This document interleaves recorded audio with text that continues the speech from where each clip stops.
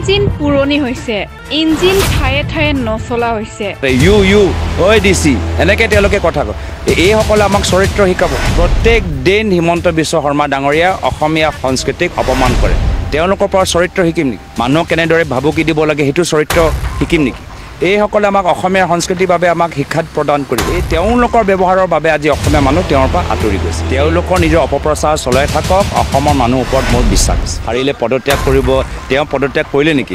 পদত্যাগ কৰিব নালাগে মই কৈছোঁ। মই এতিয়া কৈছোঁ পদত্যাগ কৰিব নালাগে। মই হাৰিলে পদত্যাগ কৰিম বুলি কোৱা হিমন্ত বিশ্ব শৰ্মাই পদত্যাগ কৰিলে জানো? প্ৰতিদিনে বিজেপি চৰকাৰে অসমীয়া মানুহক অপমান কৰে। প্ৰত্যেক দিনে অসমীয়া সংস্কৃতিক অপমান কৰে হিমন্ত চৰকাৰে। বাগানৰ পৰা আৰম্ভ কৰি চহৰৰ সকলো লোক আজি সমস্যাত ভুগিছে। হিমন্ত চৰকাৰৰ ভাষা, কথা আৰু ব্যৱহাৰ শুনিলেই কাণ বন্ধ কৰিব লাগে। আমি হিমন্ত বিশ্ব শৰ্মাৰ পৰা চৰিত্ৰ শিকিম নেকি? তেওঁলোকৰ ব্যৱহাৰৰ বাবেই বিজেপিৰ মানুহেই লাহে লাহে আঁতৰি আহিছে। হিমন্ত চৰকাৰক তীব্ৰ সমালোচনা কংগ্ৰেছ সাংসদ গৌৰৱ গগৈৰ। পদত্যাগ কৰিলে মোক মনত পৰে কোনোবা মন্ত্ৰী পদত্যাগ যোৰহাটৰ পিছত কৰা কথা আছিলে নেকি? এইটো হ'ল নেকি? এইবোৰ চব কথা কওঁতে আকৌ নিজৰ কথাবোৰ অলপ মনত পেলাব লাগে। পদত্যাগ কৰিব নালাগে মই কৈছোঁ। মই এতিয়া কৈছোঁ পদত্যাগ কৰিব নালাগে। প্ৰত্যেক দিন হিমন্ত বিশ্ব শৰ্মা ডাঙৰীয়া অসমীয়া সংস্কৃতিক অপমান কৰে। তেওঁলোকৰ ভাষা ব্যৱহাৰ শুনিলেই আমাৰ বয়োজ্যেষ্ঠসকল যুৱকসকলে নিজৰ কাণ বন্ধ কৰি দিয়ে। চৰিত্ৰৰ পাতৰ কথা কৈছে। তেওঁলোকৰ পৰা চৰিত্ৰ শিকিম নেকি? মানুহক কেনেদৰে ভাবুকি দিব লাগে সেইটো চৰিত্ৰ শিকিম নেকি? যিসকলে আজি চৰিত্ৰৰ পাঠ প্ৰদান কৰিছে তেওঁলোকে ইতিহাসত চাওক কেনেদৰে শিক্ষকসকলক অপমানিত কৰিছে, চৰকাৰী বিষয়াসকলক কেনেদৰে অপমান কৰে, ডিচিৰ লগত কেনেদৰে তেওঁলোকে কথা পাতে। ঐ ডিচি এনেকৈ তেওঁলোকে কথা কয়। এইসকলে আমাক চৰিত্ৰ শিকাব। এইসকলে আমাক অসমীয়া সংস্কৃতিৰ বাবে আমাক শিক্ষা প্ৰদান কৰিব।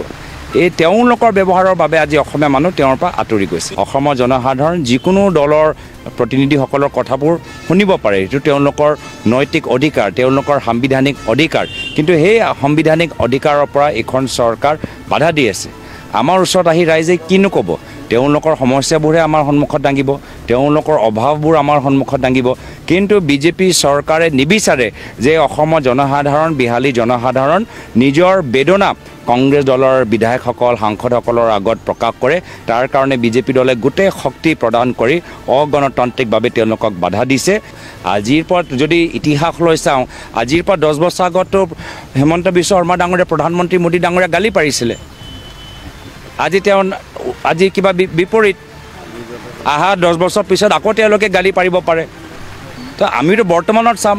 বৰ্তমানতো আজি মল্লিকাৰ্জুন খাৰ্গে ডাঙৰীয়া ছেপ্টেম্বৰ মাহতে আমাৰ ভূপেন হাজৰিকা জয়ন্তীৰ দিনত তেওঁলোকে ভূপেন হাজৰিকাৰ প্ৰতি শ্ৰদ্ধা নিবেদন কৰিছে আৰু তেওঁলোকে অসমীয়া সংস্কৃতিৰ কথা কৈছে। প্ৰত্যেক দিন হিমন্ত বিশ্ব শৰ্মা ডাঙৰীয়া অসমীয়া সংস্কৃতিক অপমান কৰে।